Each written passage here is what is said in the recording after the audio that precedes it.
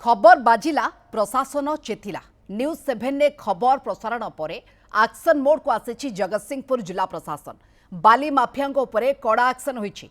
बिरिडी block Sankhari साहिठारे बेआईन भाव में गच्छित 500 ट्रिप्रु ऊर्ध्व बाली जबत करी जगतसिंहपुर जिला प्रशासन जबत करिसेंती। जबत बालीर आनुमानिक मूल्य पाखापाखि 1 कोटी ऊर्ध्व टंका हेबो। ए घटनास्थल में 163 धारा जारी करा जायछि। जबत बाली को नीलाम कराजियो बोली उपजिलापाल सूचना दैछंती।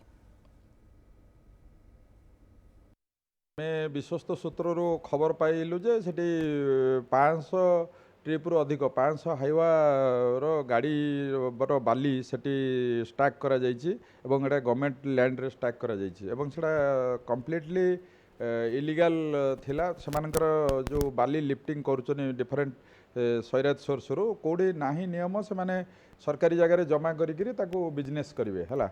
तेणु मु खबर पाइला पर आमर कलेक्टर सार को भी खबर मिलता मु काली रेड करी और आम सीज करचु से बाली की सीज करी मुझे इमिडिएटली काले राति से चोरी हो पुणी उठे नहीं जाए बाली आम से 163 BNSS लगेचु जहाँफल कि निषेधाज्ञा अच्छी कहीं जापर ना एवं पुलिस भी तापर तीक्ष्ण नजर रखी एवं माइनिंग की आमर तहसीलदार बिरिडी ताको माइनिंग की हैंडओवर कर जोटा सीज कलु से माइनिंग की हैंडओवर ऑक्शन करेंगे पब्लिक ऑक्शन कई क्लेमेंट एपं आसी ना कि कई क्लेम करना बाली कहार बोली आम से 152 BNSS रे पब्लिक नुइसेंस रे आ गोटे केस करूँ जदि कहार ना आसे पदा को बा जना पड़े आम से भी केस करूँ एवं से बाली की ऑक्शन करूँ है ऑक्शन करके गवर्नमेंट तहबिल डिपोजिट करूँ। बाली से पाख जो नदी अच्छी तार जो मे बी एटा लीगल घाट हो पारे इलीगली कोटी बिकी आनी स्टाक करे